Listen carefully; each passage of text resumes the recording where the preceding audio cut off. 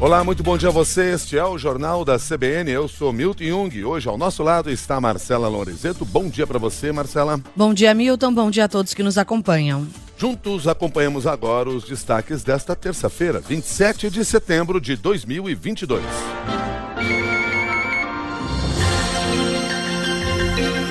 Os coordenadores da campanha do ex-presidente Lula avaliam que o resultado do IPEC vai provocar uma onda a favor do petista na reta final da disputa. Os auxiliares do presidente Jair Bolsonaro tentam demonstrar que não confiam no levantamento e ele estará no segundo turno. Há 5 dias da eleição, os estrategistas do PT devem focar na preparação de Lula para o debate da TV Globo, na quinta-feira, e intensificar a busca pelo voto útil e apoio de eleitores indecisos. De acordo com a pesquisa IPEC, Lula tem 48% das intenções de voto e venceria a eleição no primeiro turno. Em relação à semana passada, o petista avançou 1 ponto e tem 17 de vantagem para Jair Bolsonaro, que manteve o mesmo índice das 3 últimas pesquisas do IPEC. 31%. O candidato Ciro Gomes tem 6% e está tecnicamente empatado com Simone Tebet, que aparece com 5% das intenções de voto. Levando em conta apenas os votos válidos, Lula tem 52% e venceria a eleição em primeiro turno contra 34% de Bolsonaro. O cenário num eventual segundo turno continua igual. O petista tem 54% e o candidato à reeleição 35%. De acordo com o IPEC, 8 em cada 10 brasileiros dizem estar decididos em quem vão votar. Entre os eleitores de Lula, o índice dos que dizem que não vão mais mudar chega a 90%. No caso de Bolsonaro, os apoiadores já decididos somam 87%. Entre os eleitores de Ciro Gomes e Simone Tebet, mais da metade diz que ainda pode mudar, o que anima a campanha de Lula pelo voto útil. Para o cientista político Rodrigo Prando, o resultado da pesquisa frustra a campanha de Bolsonaro e pode provocar um efeito psicológico pelo voto útil a favor de Lula. A política, ela não é uma aritmética em que você pensar o seguinte: se metade desses 11% a 12% mudarem e forem, por exemplo, para Lula, está fechado no primeiro turno a vitória do ex-presidente Lula. Não é tão simples, mas perceba que neste PEC que nós estamos aqui comentando, o Lula subiu 1 ponto e o Ciro desceu 1 ponto. Obviamente que não dá para afirmar de maneira peremptória que esse 1% que Ciro perdeu foi 1% resultado dos movimentos do voto útil já para Lula. Agora, tem um fato que psicologicamente é muito relevante.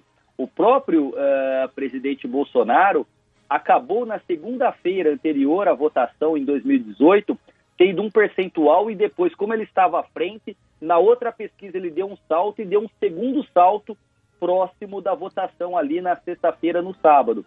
O que acontece é que esse efeito psicológico de quem está na frente servir como imã para atrair votos dos indecisos ou voto útil pode acontecer também com Lula.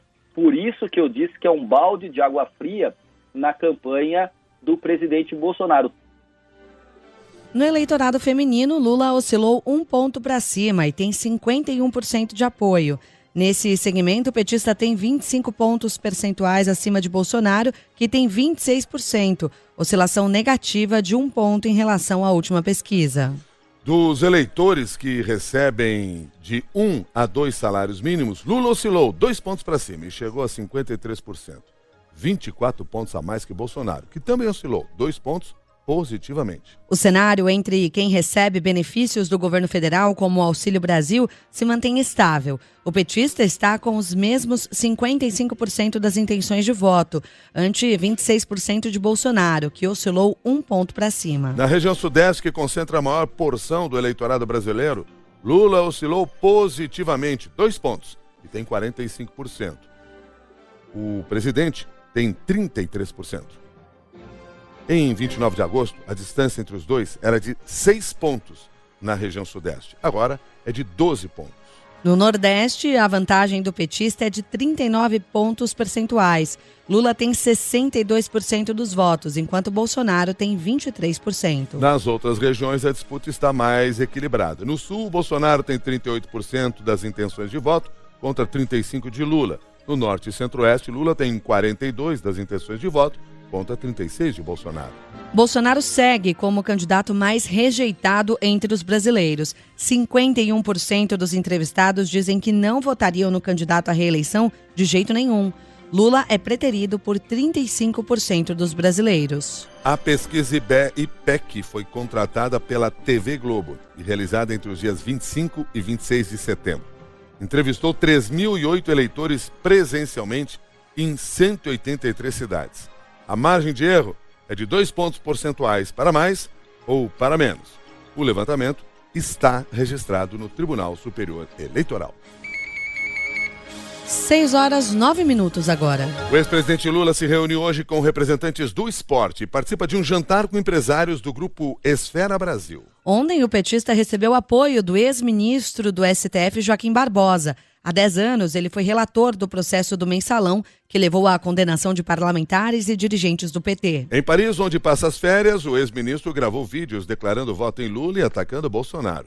O material foi enviado ao candidato a vice na chapa de Lula, Geraldo Alckmin, e será divulgado nos próximos dias. Lula também participou de um evento com artistas, indígenas, influenciadores digitais, intelectuais, políticos, representantes de movimentos e organizações sociais em São Paulo. Participaram do encontro artistas como Gilberto Gil, Caetano Veloso, Pablo Vittar, Emicida, Daniela Mercury, Paulo Miklos e Roger Waters. Eu estou feliz porque eu estou vislumbrando a possibilidade da democracia voltar a reinar nesse país. Das pessoas votarem e a sair na rua.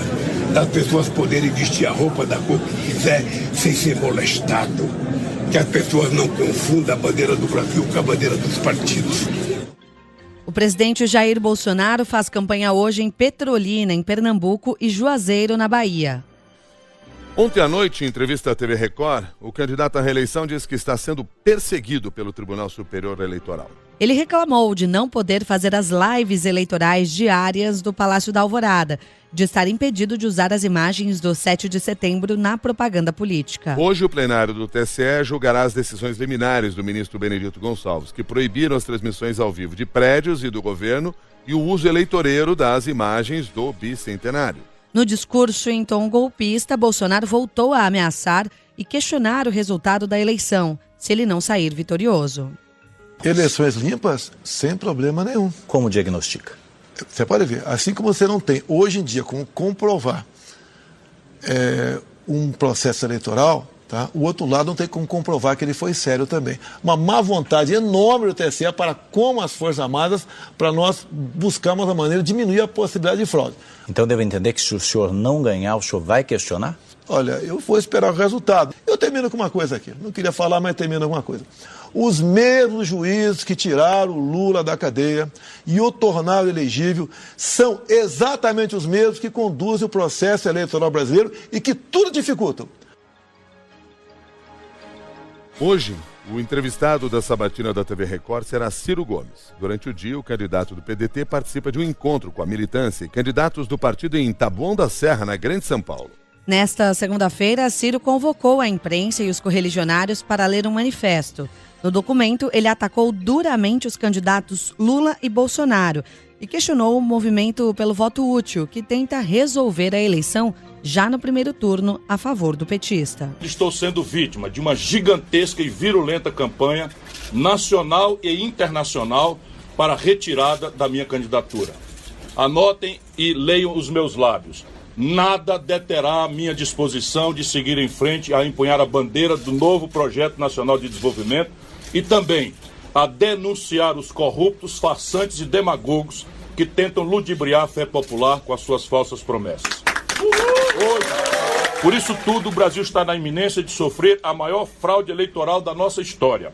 Não a mentirosa fraude das urnas eletrônicas inventada por Bolsonaro, mas a fraude do estelionato eleitoral que sofrerão as vítimas que apertarem nas urnas invioláveis o 13 ou o 22. A candidata do MDB, Simone Tebet, faz hoje uma caminhada no centro comercial de São Bernardo do Campo, no Grande ABC. Ontem ela fez campanha em Pelotas e Santa Maria, no Rio Grande do Sul, onde prometeu priorizar a industrialização do país. É a indústria que mais gera emprego, com carteira de trabalho e melhores salários. É a indústria que faz a economia terciária, que é dos setores bens e serviços, evoluir, que traz recursos na mão dos prefeitos, dos governadores, para que eles possam fazer obras públicas. É reindustrializar o Brasil com foco especial nas regiões menos industrializadas. Hoje, o IPEC divulga pesquisa sobre a disputa nos estados e tem debate na TV Globo entre os principais candidatos aos governos estaduais.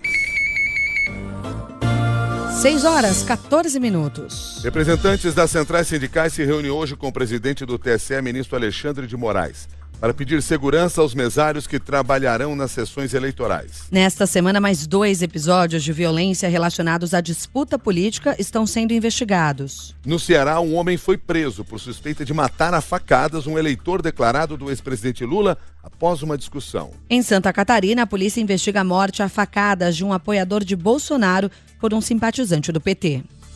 Esses são alguns dos destaques do Jornal da CBN. A Polícia Federal indiciou os 3 policiais rodoviários federais envolvidos na morte de Genivaldo de Jesus Santos, em Sergipe, em maio deste ano. O homem morreu asfixiado no porta-malas de uma viatura depois de inalar gás lacrimogênio, jogado pelos agentes. Os policiais Kleber Freitas, Paulo Nascimento e William Noia foram indiciados por abuso de autoridade e homicídio qualificado, por asfixia e sem meios de defesa. Uma das irmãs de Genivaldo, Damarise de Jesus, espera que os agentes sejam condenados e presos.